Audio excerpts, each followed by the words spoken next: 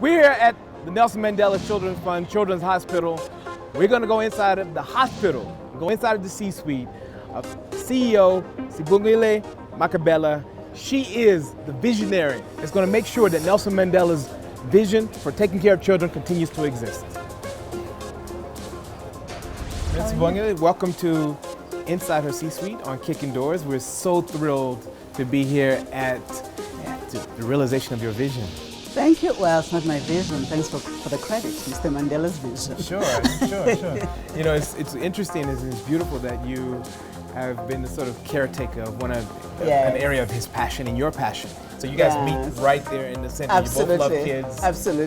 Absolutely. That's why I never thought I'd spend as much time working in one organization as I've spent working in the Nelson Mandela Children's Fund. Wow. It's been 15 years. I can't believe it. How are you feeling? I can't believe it. I still pinch myself and say, is this real? Because remember, we started with nothing but an old man's dream. Yes. And his passion that he shared with us. But we didn't have a penny. And you broke ground when here?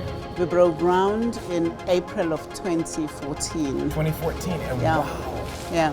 And you've got this much going already. And then when he started and he dedicated the site in 2009, he dedicated the site. Wow. And he planted a tree, which we're keeping it very, we're keeping it for the time when it's right for it to be planted here. But he planted that tree.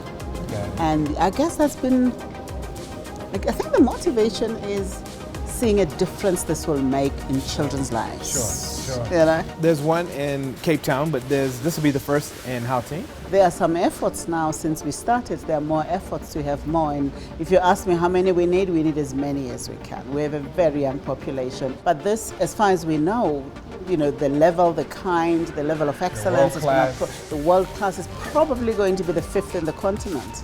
You have a very strategic mind, and I want people to understand that.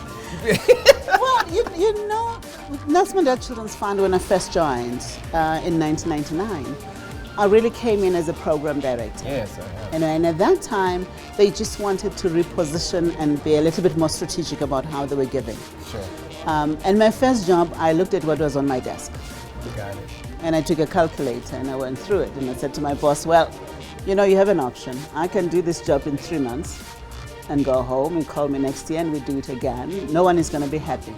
Because if I take just 10% of what's on my desk, it exhausts your budget. Wow. So it's either we do the difficult parts.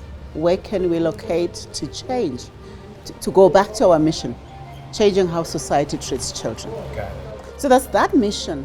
Doesn't give you space to do anything else but be strategic in what you do, because as much as your final impact is at the child level, your mission is to influence society. Awesome. Let's have a look inside of the hospital. I'm impressed with the level of excellence and the boldness of this vision. Tell us about your leadership journey. I think my leadership journey probably starts with growing up in the township in Soweto. I grew up in Soweto. Okay. I don't come from a wealthy family. I come from a family that struggled. I can't say that was poor, because really we didn't know we were poor until we started reading about poverty. But within that, you had very strong leadership, church leadership.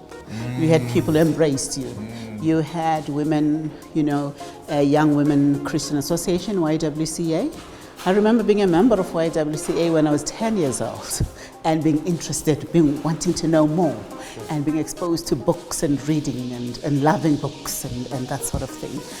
So growing up in a context where you are, where you matter, and where you're made to feel that you matter and your voice matters. So I think that the wealthiest thing that I had growing up were people who cared. And this passion and this ability to sort of complete things, it's coming to realization now. I mean, this hospital will launch this year.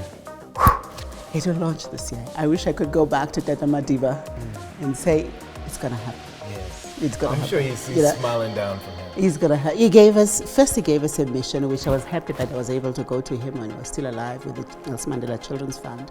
And he said, I want this to be sustainable. That's when we started building an endowment to ensure that it's sustainable, managing your costs, making sure you bring in the money. And at that time when I started, it was we had reserves of about 80,000 rands, is what, $10,000. And the target was to move that to $25 million. I want you to give a message to women who dream of running Nelson Mandela's Children's Fund. I want you to give a message to the next generation of powerful leaders who want to be like you or even greater than you. Talk to them for me. I would wish that they would be greater than any of us, if we could say we were great. I wish them to be greater than us. I wish them not to see blocks. I wish them to see opportunities in every challenge. I wish them to dream big.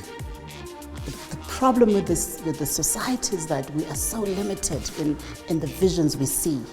I want them to see the child who's going to be experiencing their change, the things they made, and that child is not born yet.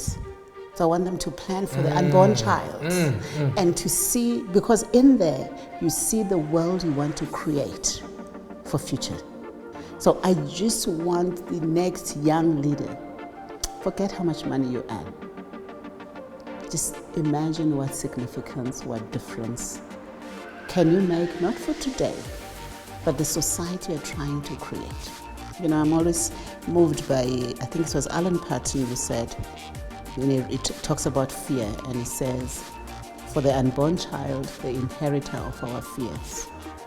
So the concept of what children inherit beyond, our bank accounts becomes very important. And what is it we want our children to inherit?